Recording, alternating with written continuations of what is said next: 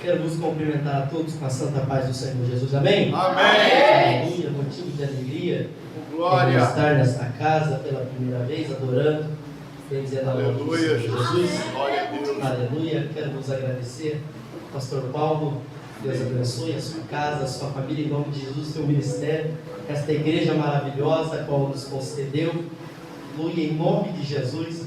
O irmão que nos fez o convite, Diácono João mesmo, Deus abençoe grandemente, nos buscou lá e nos trouxe até aqui, a sua casa, a sua família, em nome de Jesus, o seu ministério, grandemente, em nome de Jesus.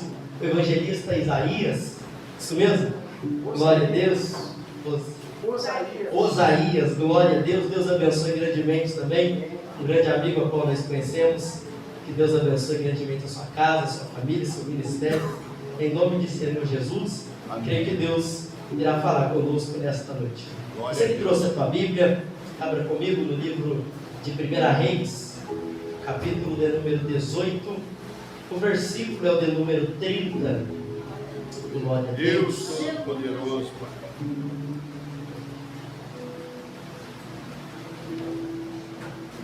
Glória a Deus. Aleluia. 1 Reis, capítulo 18, versículo 30, diz assim: E Elias disse a todo o povo: cheguem perto de mim. E todo o povo chegou perto dele.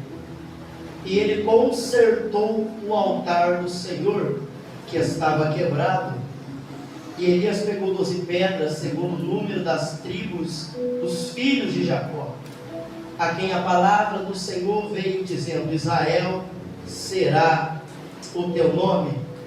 E com as pedras ele edificou um altar no nome do Senhor, e fez uma trincheira ao redor do altar, grande o suficiente para conter 2 medidas de semente. E ele colocou a lenha em ordem, cortou o novilho em pedaços, e o colocou sobre a lenha, e disse: enchei 4 barricas de água, e derramai-a em cima do sacrifício queimado e sobre a lenha. Até aqui, tome teu assento. Glória a Deus. Aleluia. Glória. Glória a Deus. Deus Poderoso. Aleluia. Louvado seja Deus. Assim seja louvado. Peço toda a tua atenção neste momento, Meu Deus. para que eu possa introduzir aquilo que o Espírito tem queimado ao meu coração. Aleluia. E para que nós possamos entender aquilo que o Espírito ele quer nos direcionar. Aleluia. Aleluia, Jesus. Nós acabamos de fazer menção de um texto, a qual já bem conhecido, já bem pregado, bem ministrado, um texto já haja vista, conhecido por todos, haja vista senão pelo profeta Elias. O livro dos reis é um livro conhecido que vai nos relatar sobre os reis que passaram sobre Israel. Haja vista entre eles está o rei Acabe. Quando olhamos para o rei Acabe, nós vemos que o rei Acabe foi um dos piores reis que reinou sobre Samaria, sobre Israel. Nós vamos ver que agora, diante do reinado de Acabe, o altar de Deus é destruído. Diante do reinado de Acabe, o altar de Deus é queimado. Diante do altar de Acabe, Deus já não está falando com o povo. Por quê? Porque Deus já não tem mais intimidade com o rei. Haja vista, eu vejo um rei, aleluia, que melhor que Acabe era o rei Ezequias. O rei Ezequias era um rei que intercedia pelo povo. O rei Ezequias era um rei que se preocupava em levantar altar a Deus. O rei Ezequias era um rei que se preocupava em ter uma intimidade com Deus. Porém, ao mesmo tempo, eu vejo sobre o rei Ezequias que vem uma grande enfermidade, a qual o texto vai dizer, Isaías 38, que a enfermidade que vem sobre o rei rei Ezequias é uma enfermidade mortal, é uma enfermidade que leva para a morte. Porém, Isaías, ele vai chegar lá no quarto do rei Ezequias e vai dizer para ele: assim diz o Senhor, coloca a tua casa em ordem, porque tu certamente morrerás e não viverás. Aleluia. Quando eu meditei neste texto, eu vi algo muito interessante, uma pérola de Deus aqui. Qual era? É que mesmo ele sendo fiel, ele tinha um processo para ele passar, porque todo processo que eu enfrento traz experiência para a minha vida com Deus. Todo processo que eu enfrento traz experiência para a minha vida com Deus. Eu vejo isso com Jó, porque Jó, ele disse: antes eu te ouvia, mas agora os meus olhos estão te vendo. Antes eu te ouvia, mas agora os meus olhos te veem. Por quê? Porque Jó teve que perder tudo para poder ter experiência com Deus. Eu vou melhorar isso aqui. Jó teve que perder tudo para aprender a construir um altar da intimidade. Eu vim te dizer uma coisa aqui: aprenda com o teu processo, porque o teu processo te faz ter intimidade com Ele.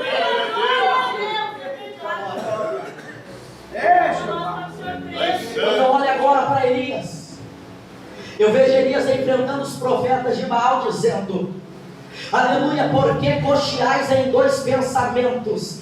É Elias me dizendo: enquanto vocês cochiam em dois pensamentos, o altar está sendo quebrado. Enquanto cochiam em dois pensamentos, o altar está sendo destruído. Se o Senhor é Deus, segue-o, mas se o Senhor é Baal, segue-o. Vamos fazer o seguinte, porque Deus ainda não é Deus, aleluia, de quem fica cocheando em dois pensamentos. Deus, ele não trabalha em quem está em dois pensamentos. Vamos fazer o seguinte, eu vou propor um negócio para vocês aqui, aleluia. O primeiro Deus que responder com fogo, este é Deus.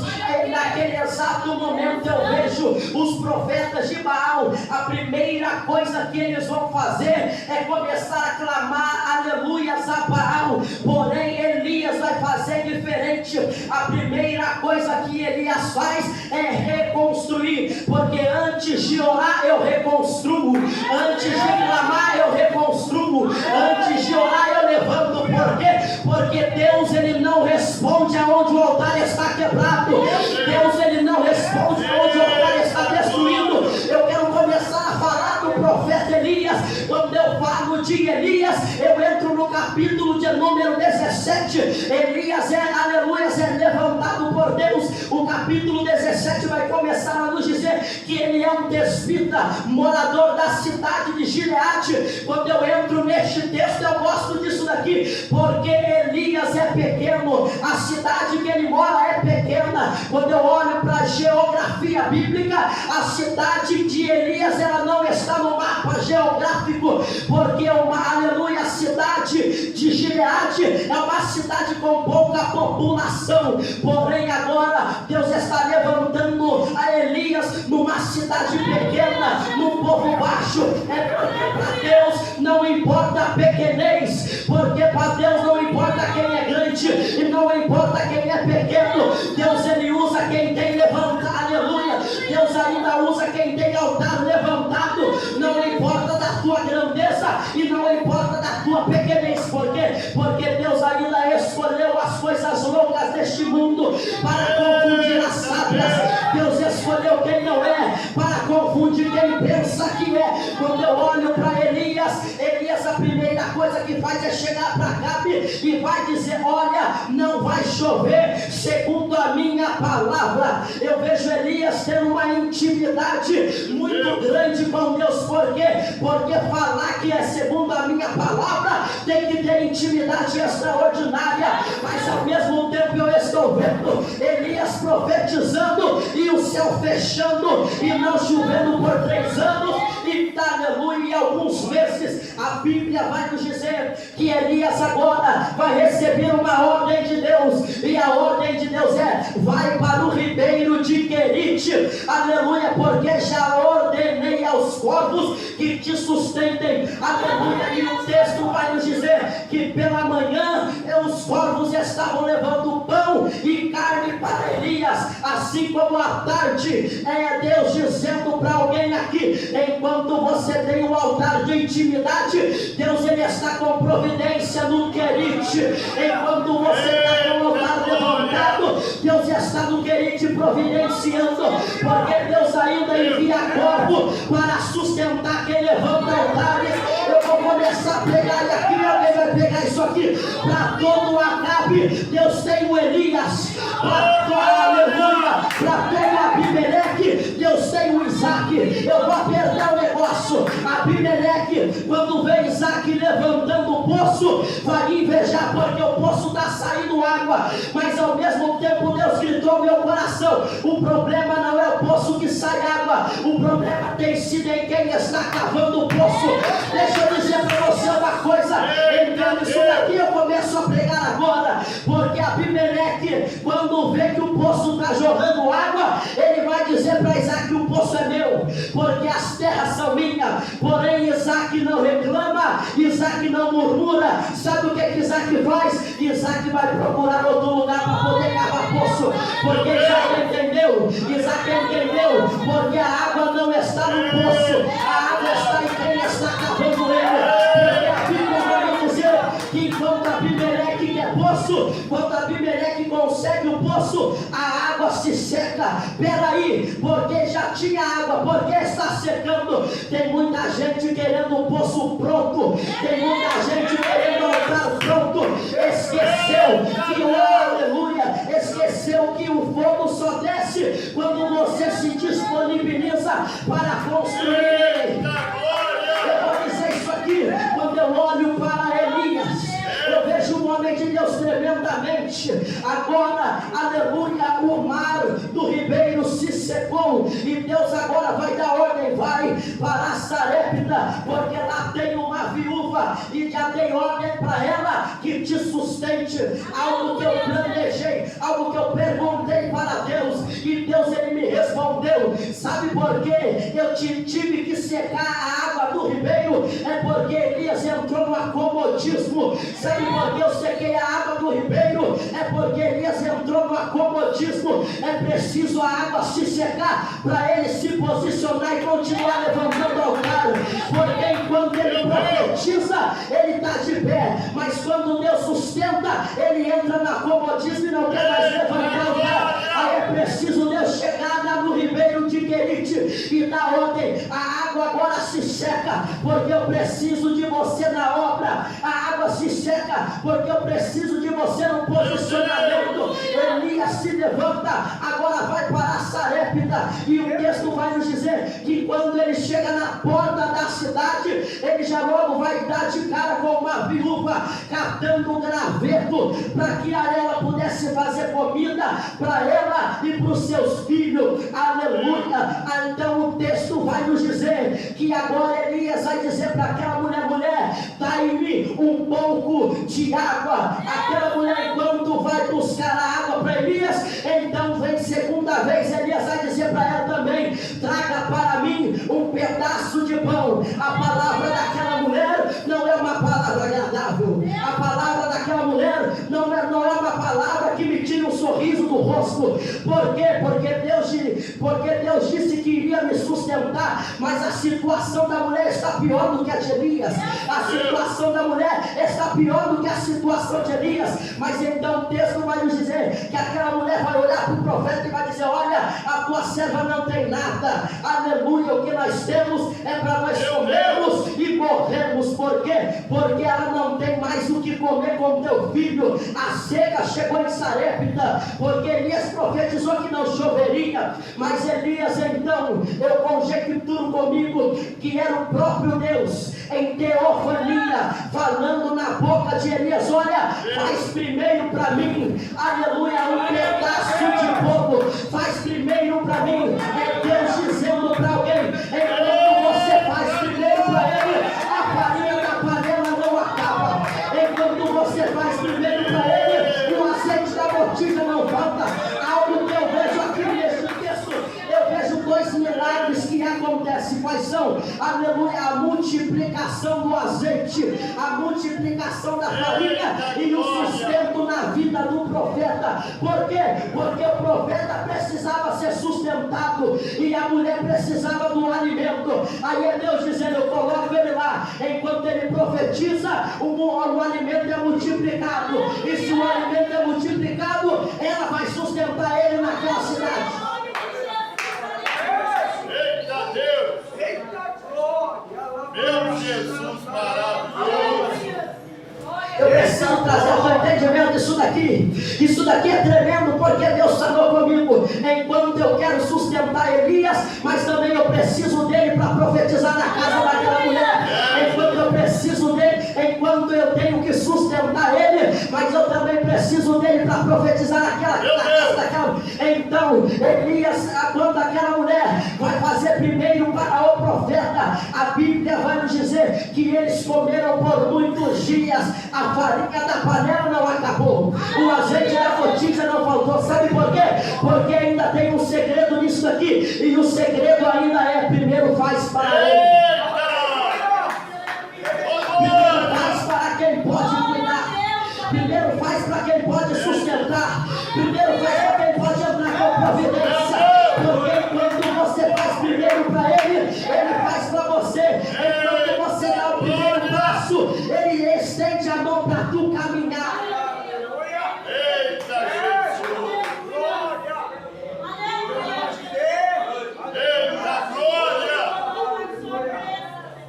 O texto agora vai nos dizer que o filho daquela mulher agora vai chegar a morrer, vai a falecer. Aquela mulher vai olhar para o profeta e vai dizer para ele: vieste aqui para trazer à tona o meu pecado. Aleluia. Quando eu meditei neste texto, Deus ele gritou fortemente ao meu coração: se aquela mulher está dizendo para o profeta que ele veio trazer à tona o pecado dela, é porque ela tinha um pecado que precisava ser confessado.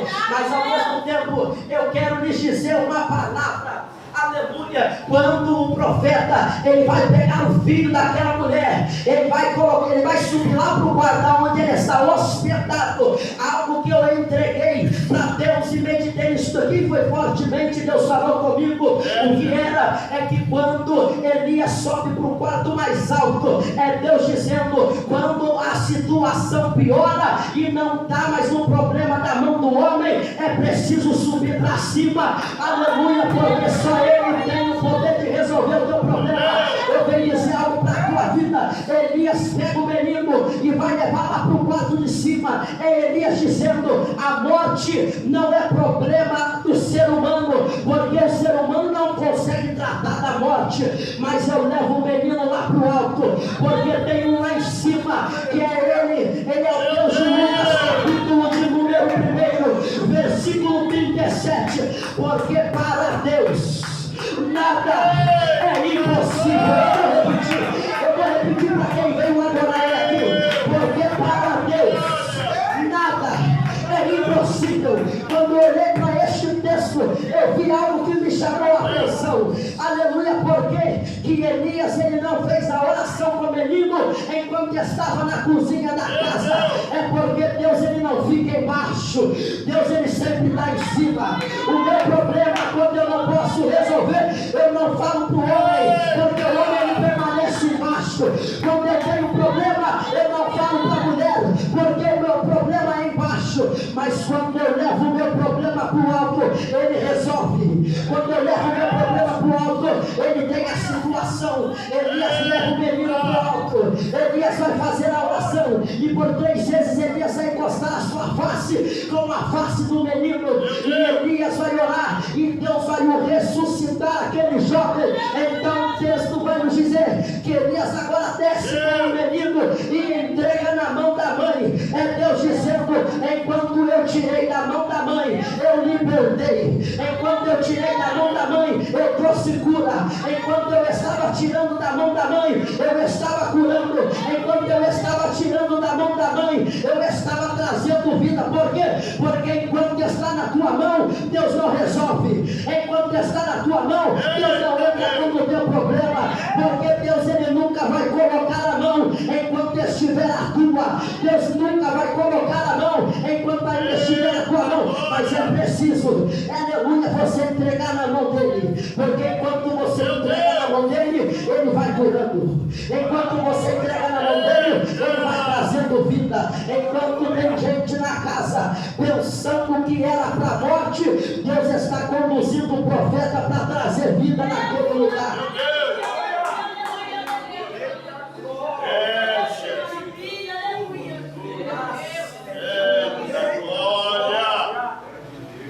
Meu Deus poderoso. Agora vai nos dizer que agora Deus vai mandar mais uma ordem para Elias.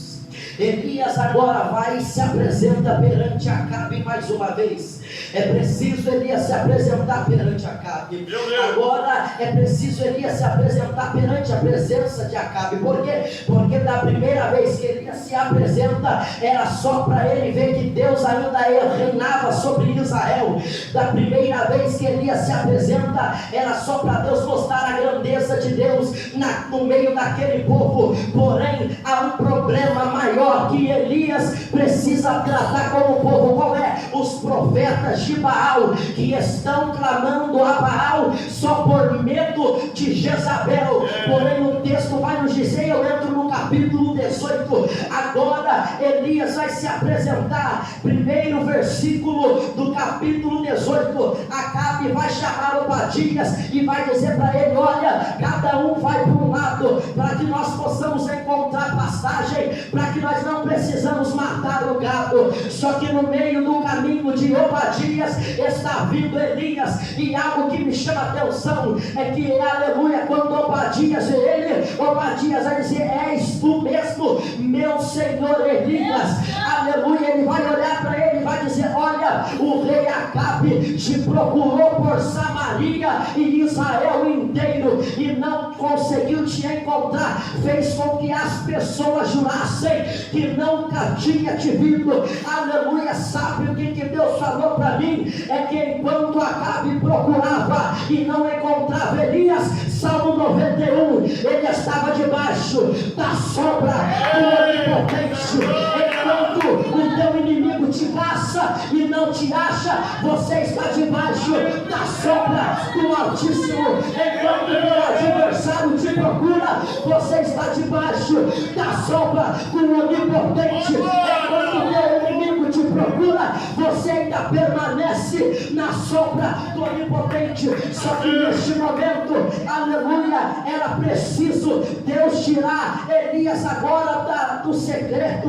Era preciso Deus tirar Elias agora do oculto, para que ele se apresentasse perante Acabe. Eu já vim entregar uma palavra sobre a tua vida. Se neste momento tu está escondido pela mão de Deus, aleluia, o teu tempo de se apresentar perante o teu inimigo está chegando. Aleluia. Algo que eu vejo aqui é que o texto agora vai nos dizer que Obadias vai falar para ele, peraí meu Senhor, aleluia, tu quer que eu te entregue para Acabe? Aleluia. Acabe e Jezabel estão matando todos os profetas na cidade dos profetas. Não viste o que eu fiz ou não ficaste sabendo? Porque eu reservei de 50 em 50 profetas guardados, aleluia, na caverna, e eu alimentei com pão e alimentei com água. É Obadias me dizendo, enquanto Jezabel pensou que matou o profeta,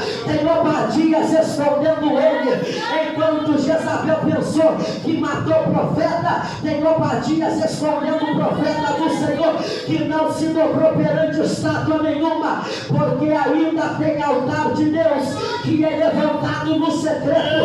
Eu vim trazer uma notícia, você quer o teu altar levantado? Então lá vai a senha. Mateus capítulo 6 versículo 6, entra no teu quarto, fecha a tua porta e ora ao teu pai que te vê em secreto, e o teu Pai que te vê em secreto, Ele te recompensará. O altar é levantado quando eu entendo, aleluia, o valor do secreto com Deus. Vale mais para Deus quem grita no secreto de que quem grita no meio da multidão. Vale mais para Deus quem clama no secreto de quem clama no meio da multidão.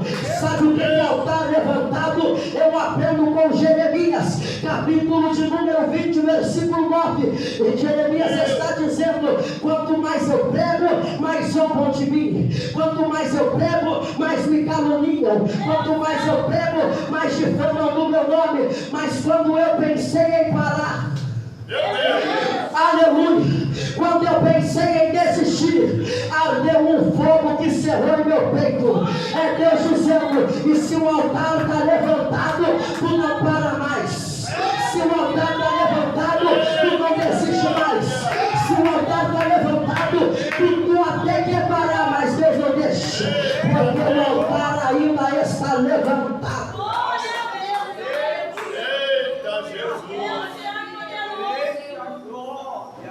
Elias agora, um profeta. Eita, Senhor da glória. O texto agora vai nos dizer que Elias agora se apresenta perante Acabe. Agora Elias vai propor um desafio.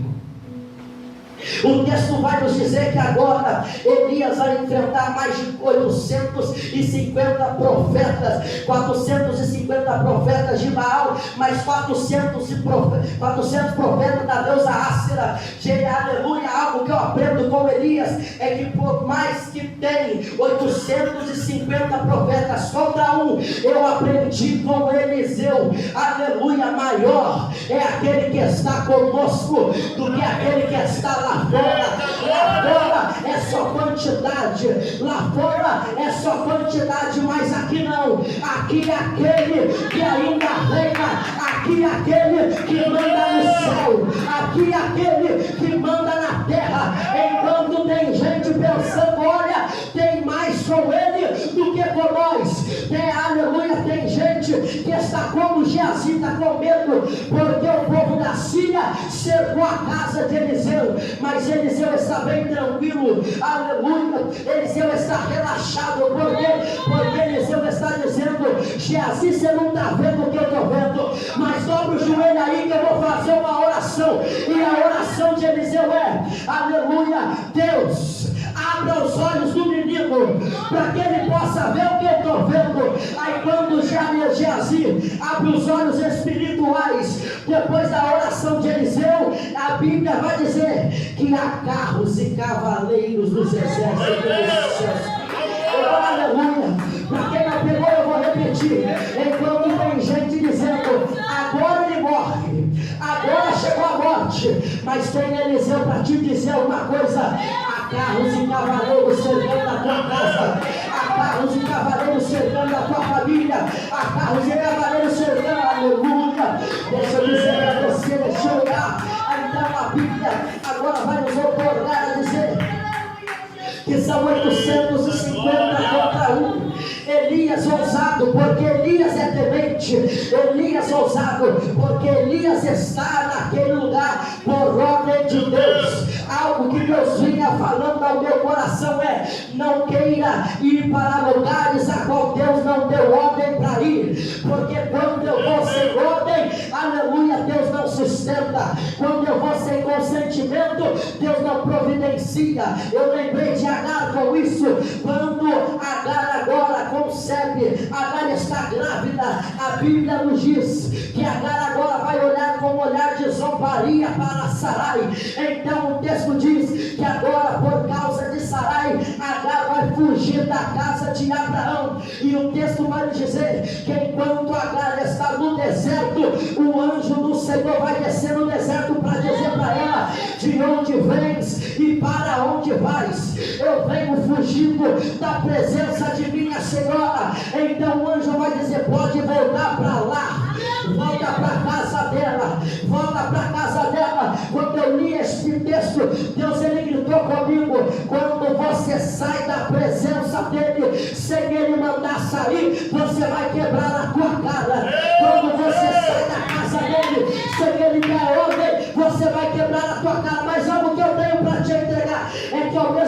tempo, aleluia, depois que ela gera, depois que Abraão concebe Isaac, então o texto vai nos dizer que agora Ismael está entrando em um pé de igualdade com Isaac, aleluia. Sara não quer Ismael com Isaac, então agora Abraão vai consultar a Deus, e a resposta de Deus pode mandar Agar sair da tua casa. É Deus dizendo, lá atrás não era o tempo de você sair, mas agora eu estou dando ordem, pode ir. Agora o texto vai nos dizer que quando ela está no deserto de Bérseba, o texto vai nos otorgar e vai nos ensinar que a água que estava no odre acabou, a comida que ela estava levando acabou. Agora Agar vai colocar o menino debaixo de um arbusto e vai ficar numa distância de um arco de flecha, e o texto vai nos dizer que o menino chorou, porque Agar não queria ouvir o choro do menino, e o menino chorou. Então o texto nos diz que Deus ouviu o choro do menino. É Deus dizendo para alguém aqui: eu ainda ouço o teu choro no deserto, eu ainda ouço a tua voz no deserto, eu ainda ouço a tua oração no deserto. Então tu tem gente dizendo: o deserto é para mim morrer ou não. Então eu li isso daqui, é bíblico.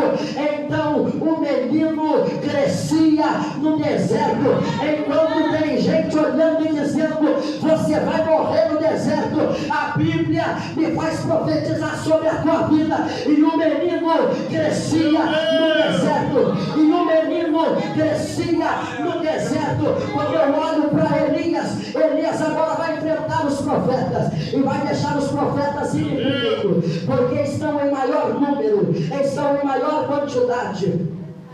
Porém o erro dos profetas agora vai cometer qual é? Querer clamar sem reconstruir altar, querendo orar sem reconstruir altar, querendo aleluia, querendo adorar com o altar quebrado, querendo louvar com o altar despedaçado. Porém o texto diz que a tarde passa, aleluia, as horas se avançam e nada de Baal responder. Elias ainda vai zombar, clama mais alto, quem sabe ele está dormindo, clama mais alto, quem sabe foi viajar, clama mais alto, porque daqui a pouco ele pode ouvir, e nada acontece, e aquele povo se cortando, se automutilando, e nada de um sinal provido do céu. Mas agora Elias vai dizer: agora é a minha vez. A primeira coisa que Elias faz é reconstruir o altar, porque antes de eu trazer a oração, eu primeiro reconstruo. Aí eu entendi, quando Jesus disse: não podeis vigiar comigo nem sequer uma hora, vigiai e orai, porque aleluia, a carne, o espírito está pronto, mas a carne é fraca. Eventualmente era Elias me dizendo: enquanto eu construo um altar, eu estou vigiando, enquanto eu construo um altar, eu estou entrando na vigilância. Por quê? Porque não adianta eu cativar uma vida de oração se eu não cativar uma vida de vigilância. Porque eu posso orar 3 horas, eu posso orar 4 horas, mas se eu não tiver vigilância, o altar ainda vai continuar despedaçado. Se eu não tiver vigilância, o altar ainda vai continuar destruído. Então Elias primeiro reconstrói. Elias me dizendo: antes de eu entrar na oração, primeiro eu estou entrando na torre da vigilância. Antes de eu entrar na oração, primeiro eu estou entrando na torre da vigilância. E para quem veio adorar neste lugar, eu tenho uma notícia para te entregar: entra na tua torre da vigilância, porque enquanto tu está na torre da vigilância, pode ter certeza que o teu altar vai ser derramado em fogo. Meu Deus! Eita glória! Fala mesmo, Jesus! Oh, fala que teu servo ouve! Está reconstruindo um altar. E o texto vai nos otorgar e vai nos ensinar que agora Elias vai pegar 12 pedras que representam as 12 tribos de Israel. Haja vista, eu conjecturei comigo e eu levei para o lado espiritual. A primeira pedra que Elias agora está colocando é a pedra da oração. A segunda pedra que Elias está colocando agora é a pedra da consagração. A terceira pedra que Elias está colocando agora é a pedra do jejum. jejum. A quarta pedra que Elias está colocando agora é a pedra, aleluia, da adoração. A quinta pedra que Elias está colocando agora é a pedra do louvor. A sexta pedra que Elias está colocando agora é a pedra da aleluia do secreto com Deus. A sétima pedra que Elias está colocando agora é a pedra, aleluia, da meditação da palavra. Porque Oséias disse: o povo está perecendo por falta de conhecimento, mas sempre tem um Elias para ensinar o povo a se voltar para Deus. Eu tenho uma notícia: enquanto o povo está perecendo, Deus ainda levanta o Elias para ter conhecimento da palavra. Enquanto o povo perece, Deus levanta o Elias para ensinar aquele povo. E Deus ainda é Deus que responde com fogo. Eita Jesus! Glória ao teu nome! Aleluia, Espírito Santo. Entende isso daqui? Elias agora coloca as 12 pedras, e o texto vai nos dizer que Elias vai mandar pegar água no cântaro e jogar por 3 vezes. Algo que eu acho interessante nisso é que a água neste momento estava representando a palavra. Sabe o que Deus falou no meu coração? Não existe presença sem palavra, não existe marcha sem palavra, porque tem muita gente que roda, tem muita gente que marcha, tem muita gente que aleluia, tem muita gente que fala em língua estranha, mas não sabe para que serve isso. Tem muita gente que faz, mas está fazendo porque está vendo o outro fazer. Tem muita gente que faz, mas não sabe para que serve. Paulo disse que a língua estranha é para edificação de si mesmo. Oh, glória, entenda isso daqui. Elias manda jogar água, porque água representa a palavra, e aonde tem palavra não tem fogo estranho. Aonde tem palavra não tem fogo estranho. Eu vou repetir isso aqui. Alguém vai pegar isso aqui e já vai levantar a mão. Aonde tem palavra não tem fogo estranho, porque quem sabe com os profetas de Baal, para que eles pudessem servir a Baal, teve que ter um sinal. Aleluia, eu quero guardar isso comigo. Para aqueles profetas estarem adorando a Baal, tiveram que ter algum sinal, tiveram que fazer alguma coisa, porque não existe eu adorar a um Deus que eu nunca vi operando maravilha. Não tem como eu adorar a um Deus que eu nunca vi, eu tendo experiência com Ele. Eu sou, aleluia, eu falo isso daqui porque eu com o pé no chão firmado na rocha. Sabe por quê? Porque por Marcos está aqui hoje, eu não vou ser breve, porque eu preciso terminar esta passagem. O Marcos está aqui hoje com 17 anos de idade. O Marcos se afastou do caminho de Deus. O Marcos foi conhecer o mundo. O Marcos se embriagou. O Marcos, oh glória, o Marcos baforou lança. O Marcos entrou no estado de coma alcoólico. Na Santa Casa, o Marcos teve 2 paradas cardíacas, mas o Marcos não morreu. Com 19 anos de idade, o Marcos estava correndo aqui no Jardim Paraíso para não ser esfaqueado, porque tinha 2 rapazes comigo e com meus primos correndo atrás de nós para nos esfaquear com um facão. Mas o Marcos não está de pé. Com 19 anos de idade, 18 de março de 2023, o Marcos, por volta das 11h30 da noite, 2 motos se passam na Avenida Cruzeiro, 38 tiros. O Marcos leva 2 nas 2 pernas. Na perna esquerda, a bala atravessa o osso. Na perna direita, a bala fica alojada. O médico disse 3 meses de gaiola. O Marcos não ficou nem 1 mês, 3 semanas apenas. O Marcos opera de novo. O Marcos com um pino no pé. O médico disse: Marcos, não pisa o pé no chão. Se pisar, o pino quebra e vamos ter que amputar a sua perna. O Marcos agora vai ficar por 7 meses sem andar, 7 meses sem colocar o pé no chão. Aleluia. Por volta disso foi uma peleja tremenda. O Marcos lutando contra Deus. Homens de Deus chegavam até o Marcos. O Marcos já indo para a igreja, sentava lá no fundinho. Aleluia. Homens de Deus que nunca viam o Marcos na vida, chegava para ele e disse: grande foi o livramento na tua vida. Só não permiti a morte porque a seara é grande, tu é um trabalhador. Só não permiti a morte porque grande é a promessa que eu tenho para cumprir sobre a tua vida.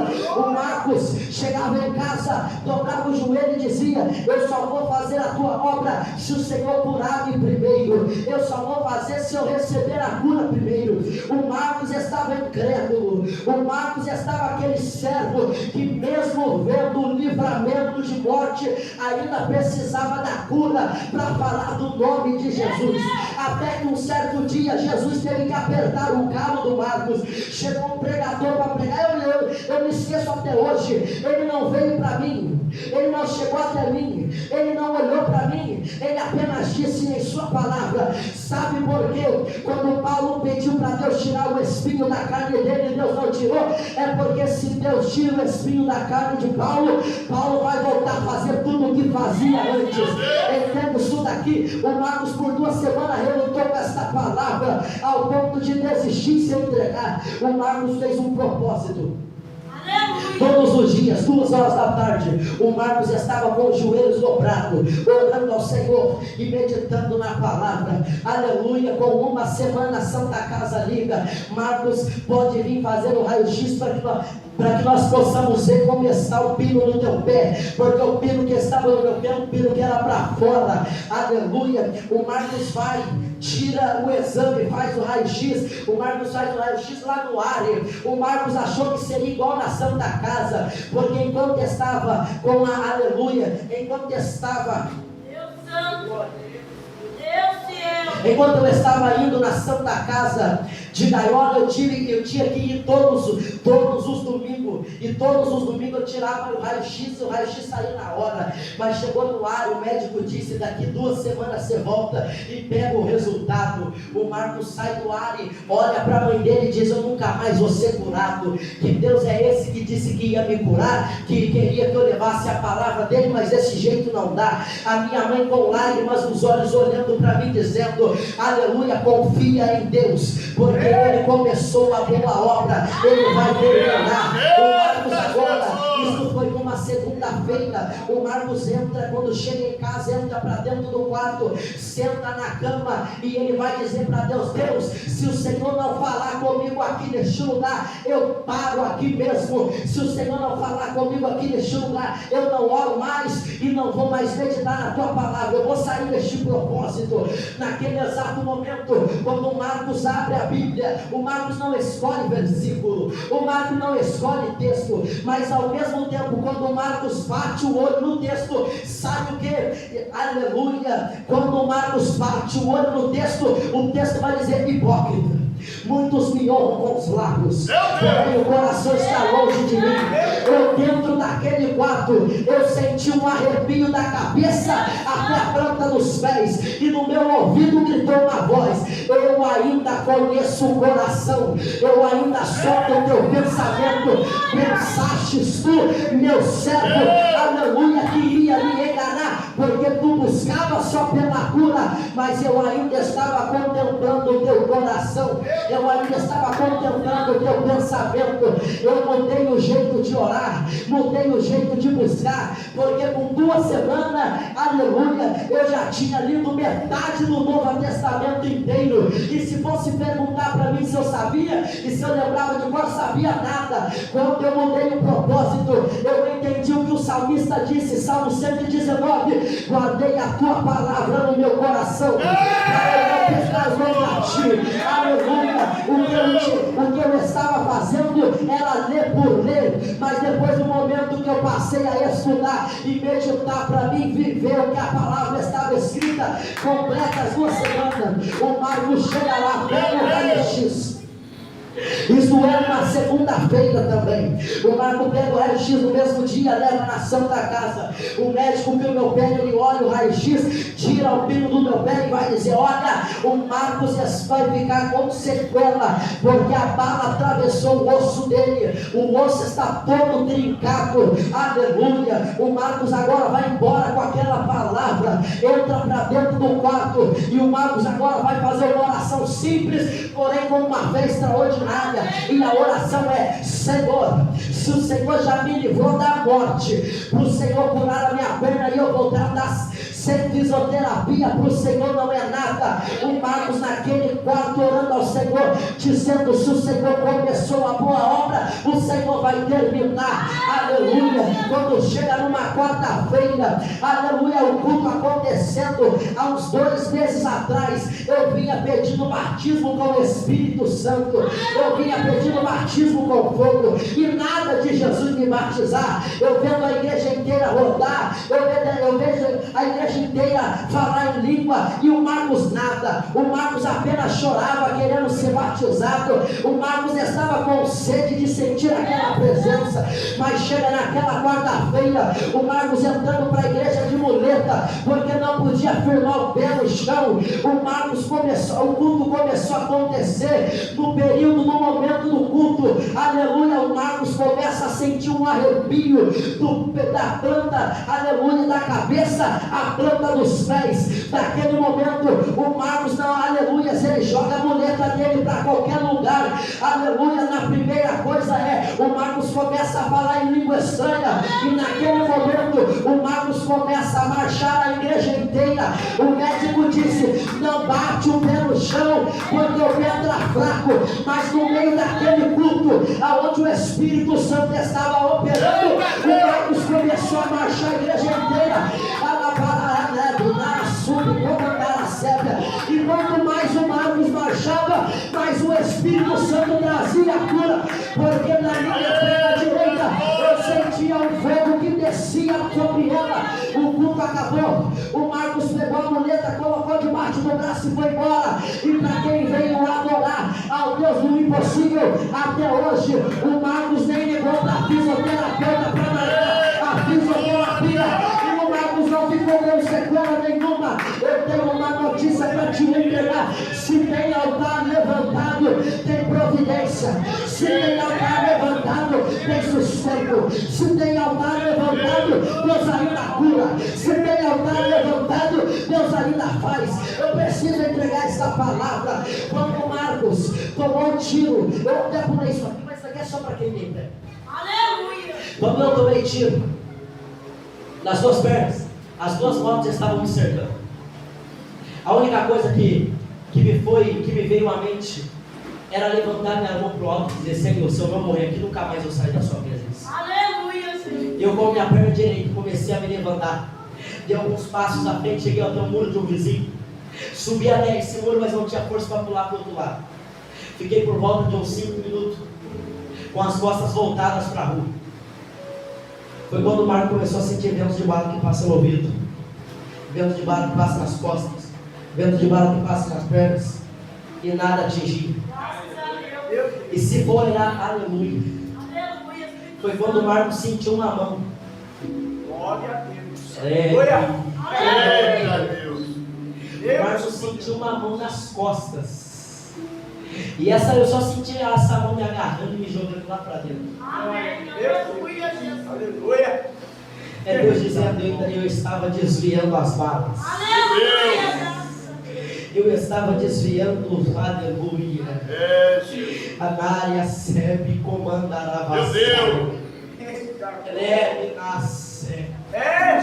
Livre como nasce. Aleluia, Jesus. É Deus dizendo: enquanto ainda tiver promessa para levantar altar, Deus sempre vai enviar obadias para te guardar. Aleluia. Eu vou pegar isso aqui, eu vou dizer isso aqui. Glória a Para Deus. todo Acabe, Deus tem um Elias. Aleluia. E para todo profeta que precisa entrar no secreto com Deus, Deus tem um Obadias para esconder. Glória a Deus. Para todo profeta, Deus sempre levanta um Obadias. Eu vou dizer isso aqui: para todo Naamã com lepra, Deus sempre tem um Eliseu. Para todo Naamã, Deus tem um Eliseu. Para todo Abimeleque, Deus tem um Isaac.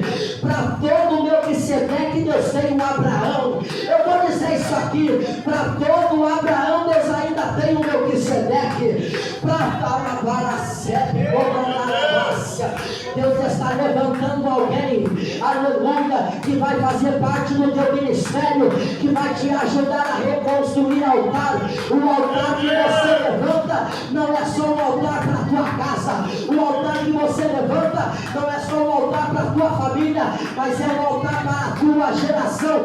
Porque o povo de Israel tinha perdido a intimidade, o povo de Israel tinha perdido o altar, mas levantou o Elias para reconstruir, e com Elias a geração de Israel estava mantendo de pé com a aleluia, com a intimidade com Deus. Glória a Deus.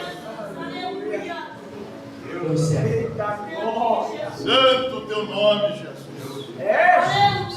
Maravilhosa Depois de a tua Elias preparar o palavra. altar, depois de Elias reconstruir, depois de Elias colocar as pedras, depois de Elias dar a palavra no altar, agora vai vir a oração de Elias. A oração de Elias é uma oração voltada aos principais das fé.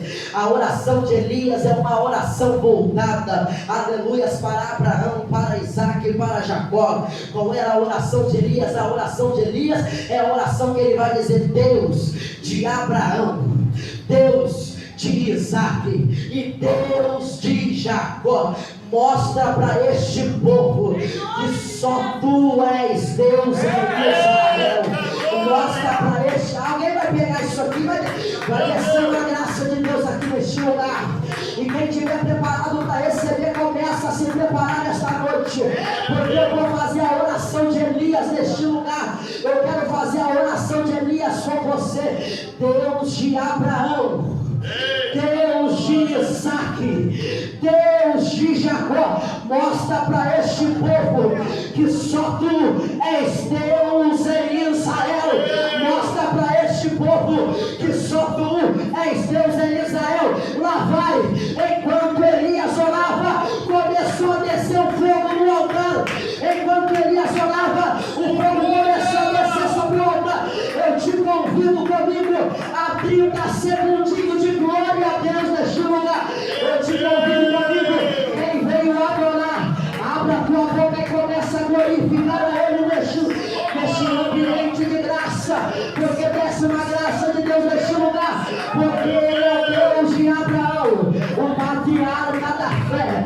Ele é o Deus de Isaac, quem cavava poço. Ele é o Deus de Jacó, que teve um encontro com Deus lá em Betel, porque eu sei que este lugar é um lugar perigoso, porque aqui é onde Deus fala.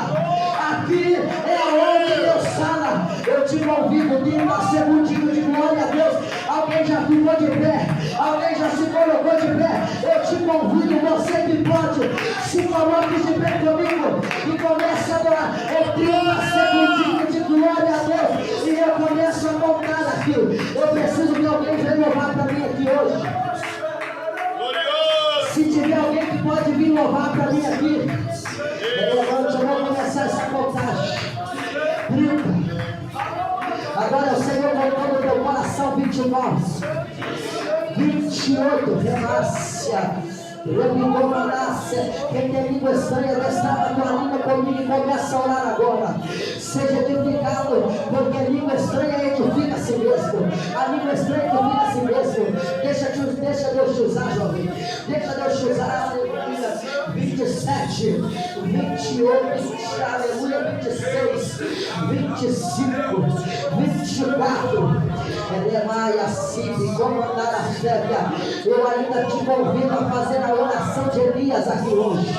Deus de Abraão, Remaia, Sibi, comandar. Eu já senti uma graça aqui. O meu corpo já arrepiou neste lugar. Desceu aquele que é o dono da promessa para te fazer uma promessa. Eu te convido comigo a entrar neste mundo de mistério. Eu te convido comigo, porque irmão, eu sou crente pentecostal. Eu gosto de palavra, mas eu também gosto do poder de Deus que se manifesta. Eu te convido comigo a adorar. Ela para sempre a 18, 17, 16,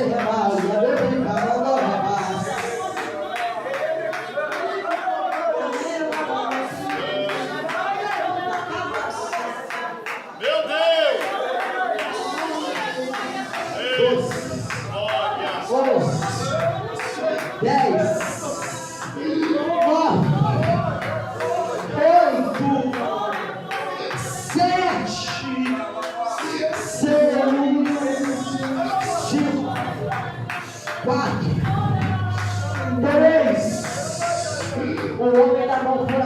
fazer